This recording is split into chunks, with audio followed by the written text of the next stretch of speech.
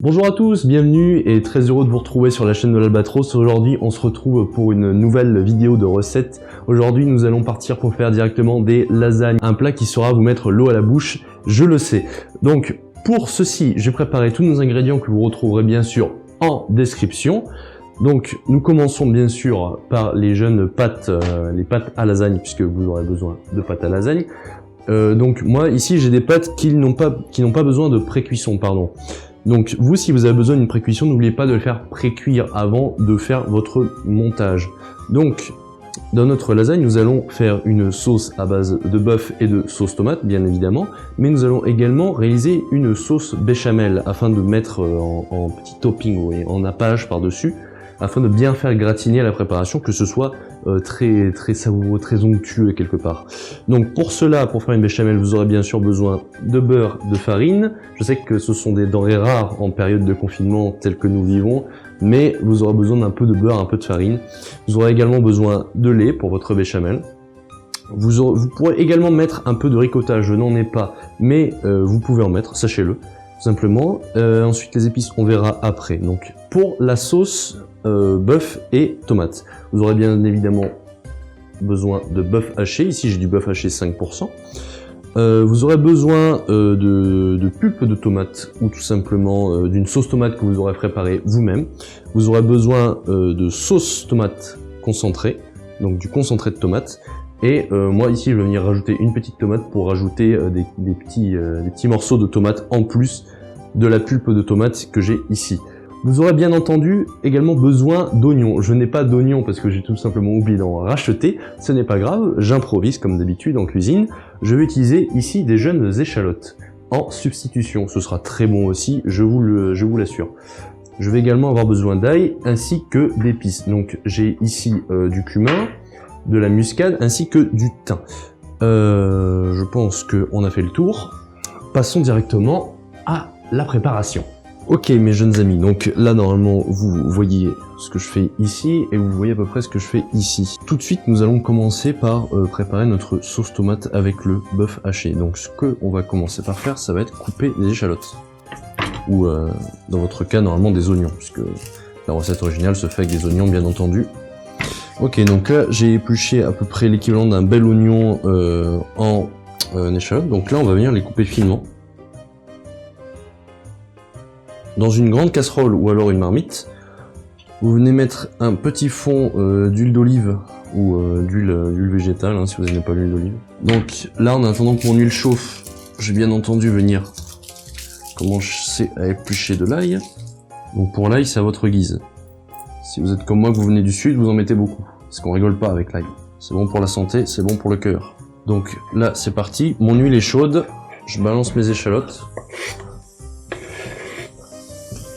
Le but là, c'est juste d'aller les faire suer, c'est de pas les faire trop roussir. Faut pas leur donner un goût trop fort. Donc là, on va venir juste faire suer les échalotes, feu moyen à peu près. Une fois que mes échalotes commencent à être bien translucides, je vais venir y mettre la viande hachée directement. Et là, c'est parti. On va venir casser la viande hachée à l'aide d'une spatule ou d'une cuillère. Le but, c'est d'aller venir l'égrainer le plus possible et de bien faire cuire la viande. En fait, là, on veut plus du tout qu'il y ait de rouge sur notre viande. Il faut que toute notre viande soit bien cuite. Voilà, hop. En attendant que notre viande finisse de bien dorer, on va venir gentiment avec notre ail l'écraser avec la lame du couteau. Tac. Et on va venir le concasser grossièrement. On va venir simplement rajouter notre ail dans la préparation. L'ail on le rajoute en dernier bien entendu parce que ça cuit très vite comparé aux autres ingrédients. Donc là notre viande est bien cuite. Ça commence déjà à sentir très bon. Donc là on va venir saler. Un petit peu, pas beaucoup. Poivrer. Une fois que tout ceci est prêt, on va y venir y rajouter la sauce tomate, la pulpe de tomate. Bien sûr, à ce moment-là, en supplément, c'est un petit conseil que je vous donne, mais vous pouvez rajouter aussi des poivrons dans votre sauce. Je trouve que rajouter des poivrons, ça donne un petit goût en plus et c'est plutôt sympa. Donc voilà, petit conseil du chef, comme j'aime l'appeler. Bien sûr, vous faites ce que vous voulez, même si vous voulez rajouter d'autres trucs comme du piment ou ce genre de choses. Donc là, on vient rajouter notre concentré de tomates. Voilà. Donc là, en fait, on va venir laisser un peu réduire la préparation. Moi, ce que je vais venir faire, c'est couper une petite tomate, parce que là, dans ma pulpe de tomate, en l'occurrence, je n'avais pas de morceaux et j'ai envie de retrouver un peu ces petits morceaux de tomates. Vous, si vous faites une sauce tomate maison, ce que je vous conseille, hein, ce sera nettement meilleur. Faites-les avec préférence des tomates de jardin, plutôt que des tomates de serre. Bon, là je la coupe en dés assez grossiers. Bien sûr, si vous n'aimez pas la peau des tomates, n'oubliez pas de les monder avant. Moi, par souci de simplicité, je ne vais pas le faire. Donc pour monder les tomates, c'est très simple, je rappelle la technique. De l'eau bouillante, vous plongez vos tomates dedans quelques secondes, 30 secondes, grand maximum. Et vous les sortez, vous les plongez instantanément dans de l'eau glacée. Il vous restera ensuite plus qu'à simplement enlever la peau de vos tomates, ce qu'on appelle monder les tomates.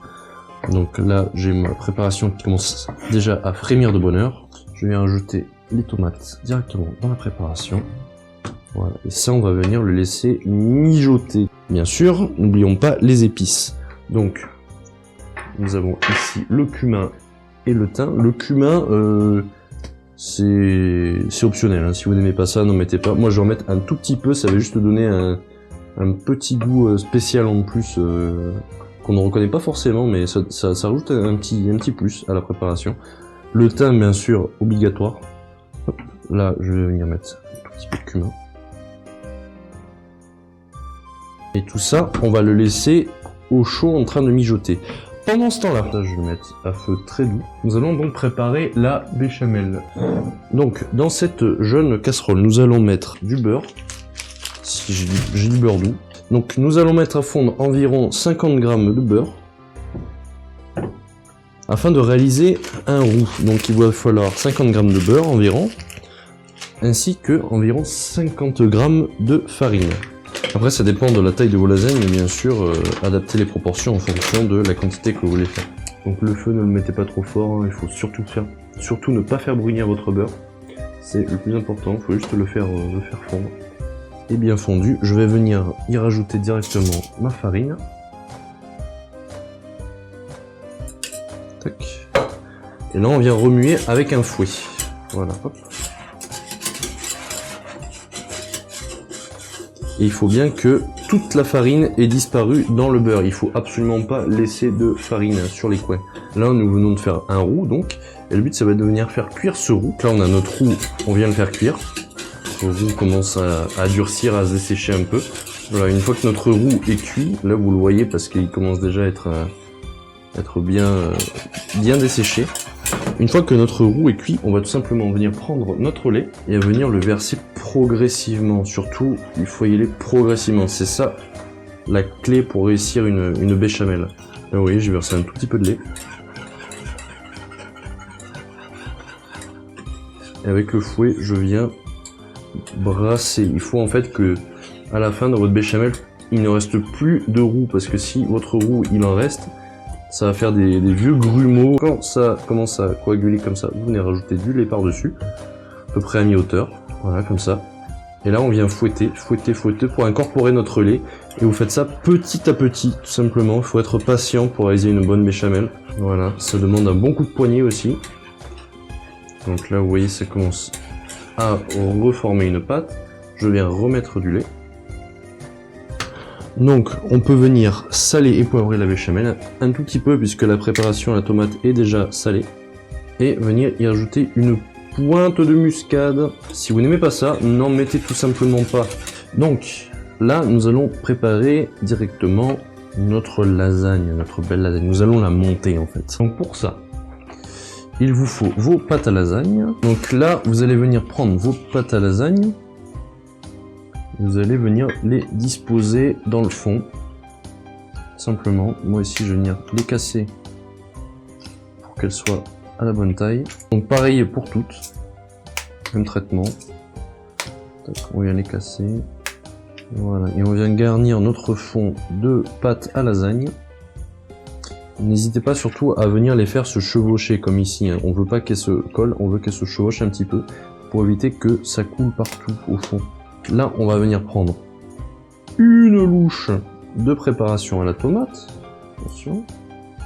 On va venir disposer tout simplement sur le fond. Tac. Tac. On vient bien tout recouvrir. Parfait. Et là, on continue le montage, étage par étage.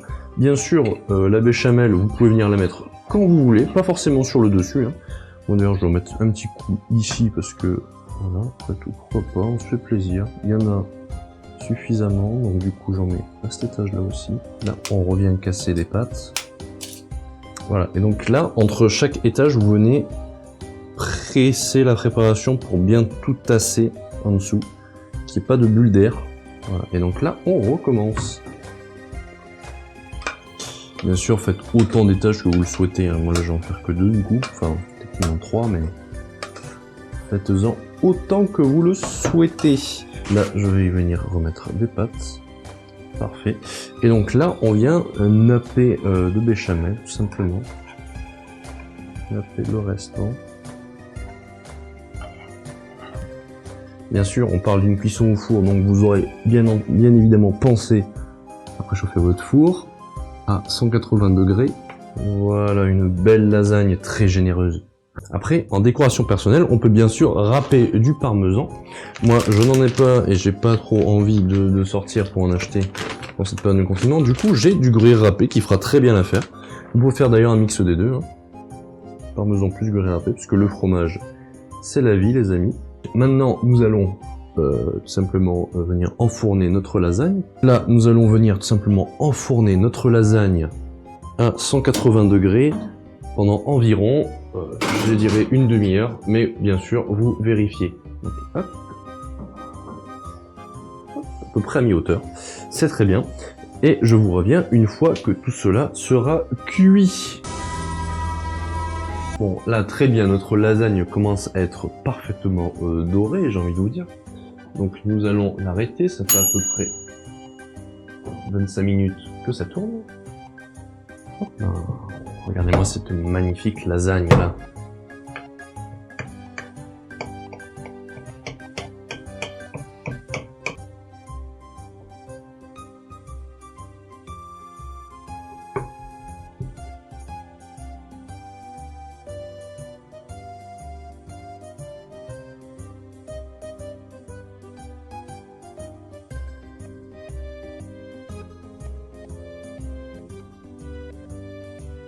Donc, messieurs, dames, j'espère que cette vidéo des lasagnes vous aura plu. Moi, ça m'a fait très plaisir de vous la réaliser en vidéo. C'est une recette que j'adore faire et refaire, que mes amis adorent déguster, bien évidemment. Ça fait plaisir à tout le monde quand j'en fais. N'hésitez pas à la refaire chez vous également et à appliquer quelques-unes de mes astuces, comme par exemple mettre des poivrons, rajouter des poivrons dans la sauce tomate, ce genre de choses. Si vous avez des choses à me dire sur la recette, n'hésitez pas à le faire dans les commentaires. Mettez un like, abonnez-vous, la cloche, tout ça, et à la prochaine!